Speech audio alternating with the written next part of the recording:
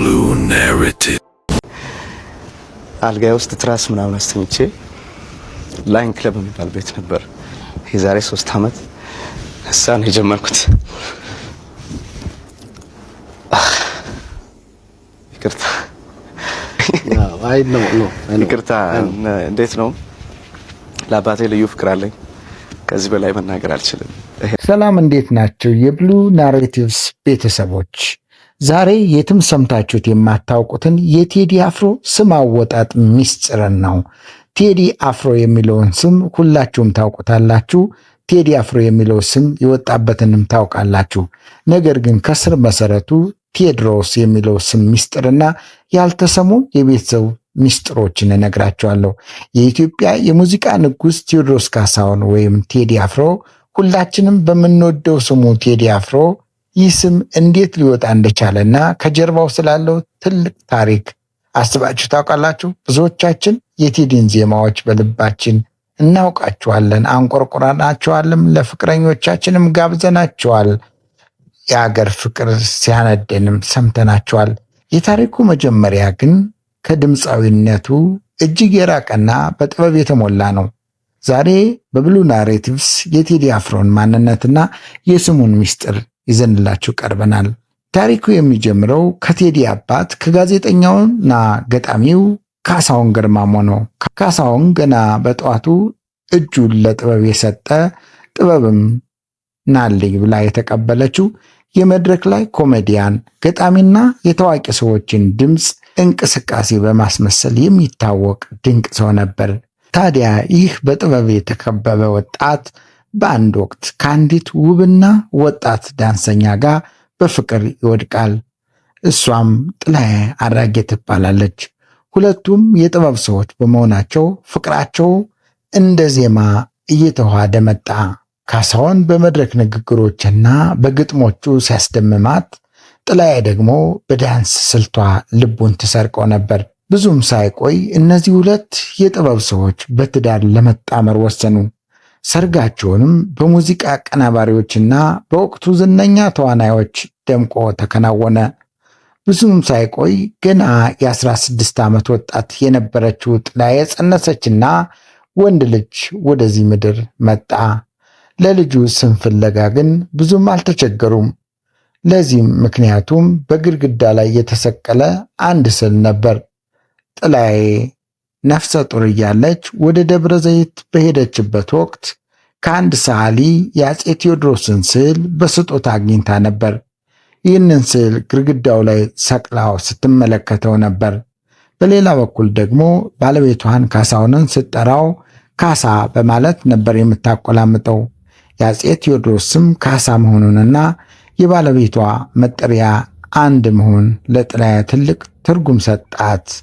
በስዕሉ ላይ ያለውን የጀግናውን ንጉሥ ግርማ ሞገስና የባለቤቷን ስም በማጣመር ለልጇ ቴዎድሮስ የሚለውን ስም አወጣችለት። ይህ በጥበብ ውስጥ የተወለደው ሕፃን እያደገ ቢመጣም ሕይወት ግን ሌላ ፈተና አዘጋጀችለት። ቴዲ 5 ዓመት ሲሞላው ወላጆቹ ተለያዩ። 6ኛ ዓመት ልደቱን ከእናቱ ጋር ማክበር ያልቻለው ቴዲ በአባቱ በካሳሁን እቅፍ ውስጥ ብቻውን ማደግ ጀመረ። አባቱ ልጁን የመንከባከብና የማሳደግ ኃላፊነቱን ሙሉ በሙሉ ተረከበ። ቴዲ እያደገ ሲመጣ የአባቱን ዝምታና ለጥበብ ያለውን ጥልቅ ፍቅር እያስተዋለ ያው ጥበብ በውስጡ አብሮት አደገ። ቴዲ አፍሮ ሙዚቃ ሕይወቴ በተሰኘው ስራው ላይ ይህንን የጥበብ ብልጭታና የቤተሰቡን እውነት በጥቂቱ ዳሶታል።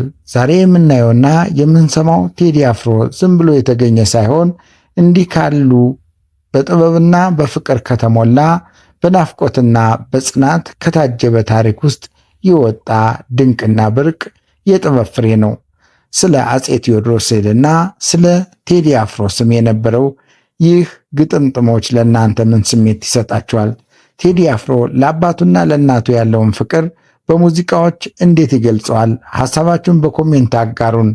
ሌላው አሁን ኢትዮሪካ ብሎ የለቀቀው ሙዚቃ ውስጥ እኔ በጣም የመሰጠኝ መሬማ የሚለው ሙዚቃው ነው። እናንተስ? መሬማ የሚለው ዘፈን ለእኔ የተለየ ስሜት ይሰጠኛል። በበረሃው በሐሩሩ በውቅያኖስ ለወደቁ እህቶቻችን የሚሆን ይመስለኛል። እውነት ለመናገር ማንም ሳይወተውተኝ መጀመሪያ እምባዬን አፍስሻለሁ እየሰማሁት።